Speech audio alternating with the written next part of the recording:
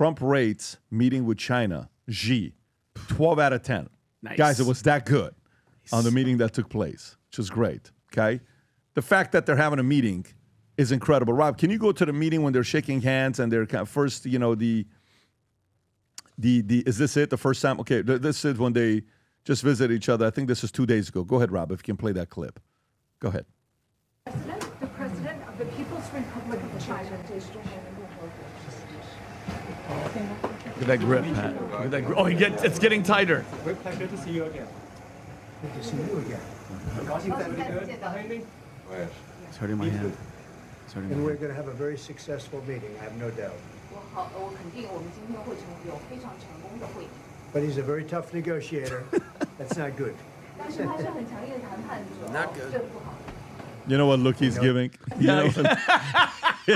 She's giving or Trump? Xi is giving a look like, oh my God, another American. Because you have to realize, for them, they're not a flattery community. Hell no. They're not going to be like, honey, you did such a good job. Thank you. Straight A's or you're fired as my son type of an environment, right? Yeah. And then afterwards, he's on Air Force One, the famous office. I don't know why he always does his meetings Right in here. that door. Right by that door, yeah. Go ahead, Rob. That's He's where it asked goes about down. how the meeting went. Go ahead.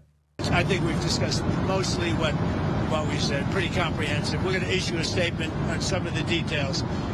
But overall, I guess on the scale of from 0 to 10, with 10 being the best, I would say the meeting was a 12. Okay, I think it was a 12. I think very importantly, you know, just the whole relationship is very, very important. And I think it was really good. Well, especially coming on the heels of the Tom.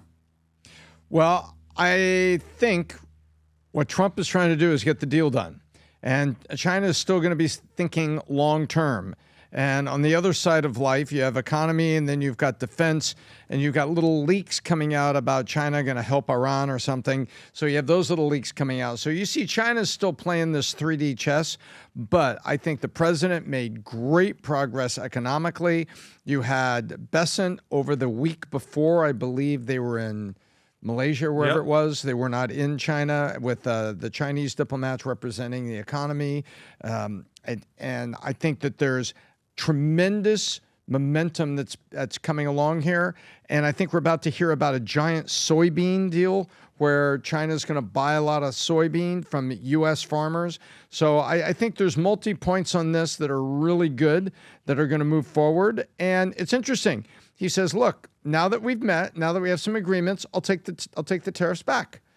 Very simple. I'm not here to hurt you. I'm here to negotiate. And I like what we're hearing, but remember, China plays the long game. And so what you get over here, you got to keep an eye on them over there. Yeah, so the decision was to lower the Chinese exports from 57 to 47%, which Trump said was because of Xi's commitment to decrease the flow of fentanyl. And on the topic about that, when they talk about the things that they agreed on, this and didn't agree on, this is the NBC News story. Fentanyl, Trump agreed, lowered the fentanyl tariffs on China 10 to 20%. Trump lowered fentanyl tariffs on China 10 to 20%, effective immediately. What?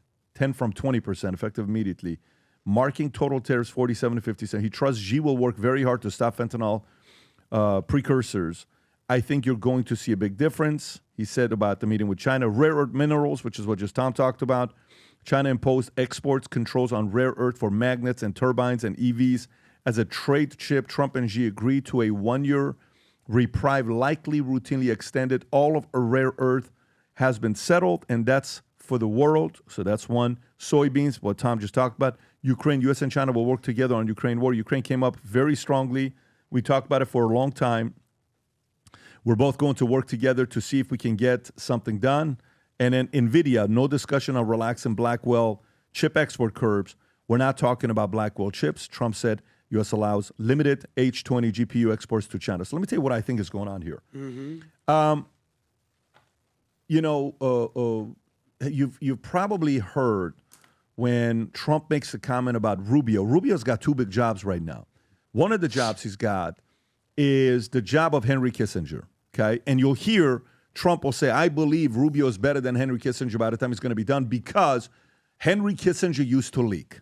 He was known as a leaker, He was known as you didn't hear that when he No. said, Rob, do you have that clip when he you remember this clip I'm talking about, Rob? Like tell Yeah, he tell was- everybody yeah, everything? Yeah. So Okay. he calls, go ahead, Tom. He had 2 key contacts that we found out after he passed away with the New York Times, and he was Oh, man. a professional leaker, and he was a real son of a bitch on that end. He may have been a negotiator or a good Secretary of State, but the people in Washington, a lot of people say there was another part of Henry Kissinger that was all about himself, and he would leak things left and right. Okay, so Trump calls him a leaker. I think this is it, yeah. Is it called? There you go, exactly. This is a play to clip. This is him talking about Rubio. We call it, we need that brain on occasion. We got to get Jared in here. We got to get a certain group of people. But Steve started this all by himself. I call him Henry Kissinger, who doesn't leak. Okay? Henry is a big leaker. He leaked. So he's Steve complimentary doesn't with Witkoff. He said similar things about Rubio as well. And so when you go back and think about what Kissinger did, Kissinger followed a guy whose name was Bismarck. Bismarck was the previous Otto von Bismarck? Otto von Bismarck, previous Back in the chancellor day? of Germany. Yeah. The Second Reich, which sounds bad, but it's the, and so in the 1800s, Yeah. he was dealing with, a handful of countries that he was always having issues with, and he was never the biggest. So you're dealing with Austria, you're dealing with Hungary, you're dealing with France, you're dealing with Italy, you're dealing with Russia, and he had this, triangular diplomacy that he would follow to have relationship.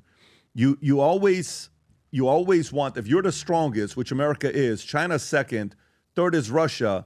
Triangular diplomacy is befriend this guy to eliminate this guy. Okay, so meaning Trump tried really hard to get good with Putin, to build that relationship with Putin, but Putin didn't play ball with him. So then what does Trump do? If you take Trump, U.S., Russia, and Ukraine, who would that be in triangular diplomacy? Who should he get closer to?